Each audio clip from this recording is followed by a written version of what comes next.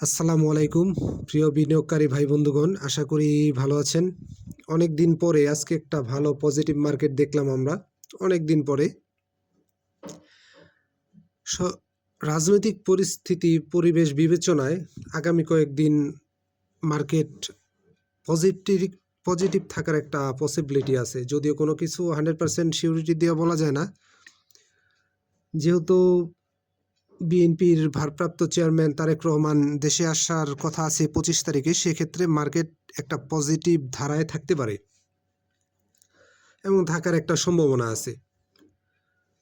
যাই হোক, এই মুহূর্তে আমি কয়েকটি শেয়ার নিয়ে কথা বলবো। প্রথম যে শেয়ারটি নিয়ে কথা বলবো সেটি হচ্ছে একমি পেস্টিসাইড।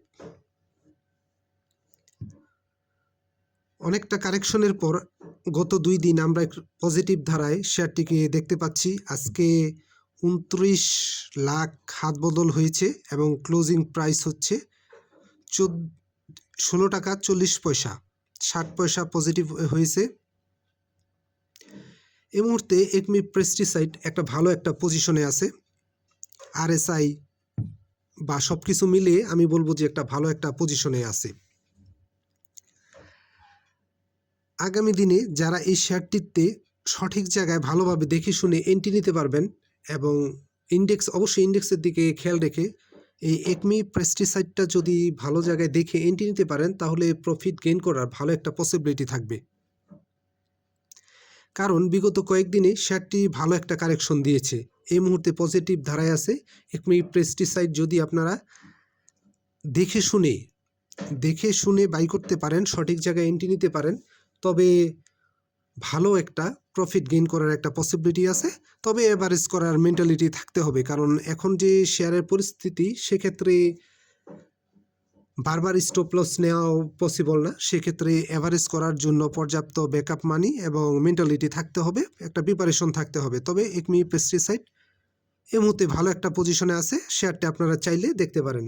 যদি আমি কাউকে শেয়ার বাই সেল করতে নির্দেশ করি না, বাই সেল নিজ দায়িত্ব করবেন। বিগত দিনে একমি কিন্তু ভালোই আপে ছিল, গত কয়েকদিন ভালো একটা কারেকশন দিয়েছে। এই মুহূর্তে আপনারা যদি ভালো পজিশনে যদি এন্ট্রি নিতে পারেন, তবে একটা ভালো একটা প্রফিট গেইন করার একটা পসিবিলিটি আছে। অবশ্যই ইন্ডেক্সের দিকে খেয়াল রেখে তারপরে এন্ট্রি নেওয়া লাগবে। এরপরে যে শেয়ারটি নিয়ে কথা বলবো সেটি হচ্ছে আইবিপি, ফার্মাসিউটিক্যাল সেক্টরের একটি শেয়ার। কিছুদিন আগে ভালো প্লে করছে, এরপরে বিগত কয়েকদিনে ভালো একটা কারেকশন দিয়েছে। গত 2 দিনে 10 পয়সা 20 পয়সা পজিটিভ হয়েছে, আজকে 10 পয়সা পজিটিভ হয়েছে। হাত বদল হয়েছে 3,16,000 শেয়ার হাত বদল হয়েছে। ক্লোজিং প্রাইস হচ্ছে 11 টাকা 60 পয়সা। এই শেয়ারটাকেও আমি বলবো যে ভালো একটা পজিশনে আছে, আপনারা চাইলে দেখতে পারেন। আর ইন্ডেক্সের দিকে অবশ্যই খেয়াল রাখতে হবে, এভারেজ করার মেন্টালিটি থাকতে হবে। ভালো একটা পজিশন এবং আরএসআই সব কিছু মিলে আমি বলবো যে এই মুহূর্তে আইবিপিটা দেখা যেতে পারে। তবে ইন্ডেক্সের দিকে অবশ্যই খেয়াল রাখবেন। আর যেহেতু ভলিউম কম আছে, বিগত কয়েকদিন ভালো একটা কারেকশন দিয়েছে, তবে আইবিপিটা এই মুহূর্তে বাই করার জন্য একটা ভালো সময়। যদি ইন্ডেক্সটা আগামী দিনে পজিটিভ থাকে, তাহলে আইবিপিটা আপনারা দেখতে পারেন এবং ভালো একটা প্রফিট গেইন করার একটা পসিবিলিটি আছে। তবে বাই সেল আপনারা নিজ দায়িত্ব করবেন। আর চাইলে আপনারাও দেখে নিতে পারেন, বিগত 4 দিনে প্রায় 80 পয়সা কারেকশন হয়েছে, গত 2 দিনে 10-20 পয়সা পজিটিভ হয়েছে। তবে এই মুহূর্তে আইবিপিটা দেখা যায়, আইবিপিটা আপনারা চাইলে দেখতে পারেন, ভালো পজিশনে আছে।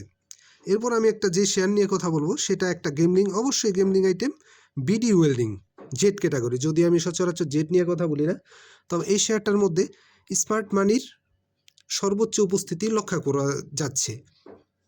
যারা রিস্ক নিতে পছন্দ করেন, আবারও বলি সবার জন্য না, যারা রিস্ক নিতে পছন্দ করেন তারা বিডি ওয়েল্ডিংটাকে দেখতে পারেন, নজরে রাখতে পারেন বা বাই করার চিন্তা ভাবনা করতে পারেন। আর প্রত্যেকটা শেয়ারেই যদি আপনি ভালো একটা প্রফিটের মধ্যে চলে আসেন, প্রফিট টেক করে নেওয়াটাই বুদ্ধিমানের কাজ। বিডি ওয়েল্ডিংটা 60 টাকা থেকে ধারাবাহিকভাবে আজকে কিন্তু ক্লোজিং প্রাইস 15 টাকা 10 পয়সা এবং 6,08,000 শেয়ার হাতবদল হয়েছে। যদিও ছোট শেয়ার কিন্তু সংখ্যা খুব বেশি না, তারপরও যেহেতু 6 লাখ হয়েছে, দেখে শুনে যদি এন্ট্রি নিতে পারেন আশা করি ভালো একটা প্রফিট গেইন করার পসিবিলিটি আছে। এবং শেয়ারটাতে কিন্তু স্মার্ট মানি ফুললি অ্যাক্টিভ।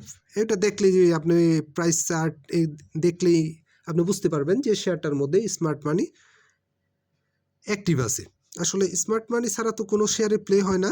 তবে এই মুহূর্তে বলবো ভিডিও হোল্ডিংটা আপনারা দেখতে পারেন, তবে অবশ্যই স্টপ লস বিবেচনায় নিয়ে যদি কেউ রিস্ক নিতে চান, যারা রিস্ক নিতে পছন্দ করেন শুধু তাদের জন্য একেবারেই গেমলিং আইটেম। আবারও বলতেছি, রিস্ক যারা নিতে পছন্দ করেন এবং স্টপ লস বিবেচনায় নিয়ে ভিডিও হোল্ডিংটা দেখতে পারেন।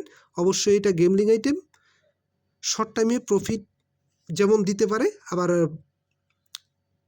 শর্ট টাইমে আবার আপনার লসও হতে পারে। এটা মেনে যদি কেউ দেখতে চান তবে এই মুহূর্তে ভিডিও হোল্ডিংটা দেখতে পারেন ইন্ডেক্সের দিকে খেয়াল রেখে। যদিও বিগত দিনেও ইন্ডেক্সের দিকে কোনো ভ্রুক্ষেপ করেনি, কন্টিনিউ আপ ট্রেন্ডে চলে আসছে। তবে ভিডিও হোল্ডিংটা চাইলে আপনারা দেখতে পারেন। আমি কাউকে বাই সেল নির্দেশ করি না, বাই সেল নিজ দায়িত্ব করবেন, বাই সেল নিজ দায়িত্ব করবেন। ভালো থাকেন, ধন্যবাদ।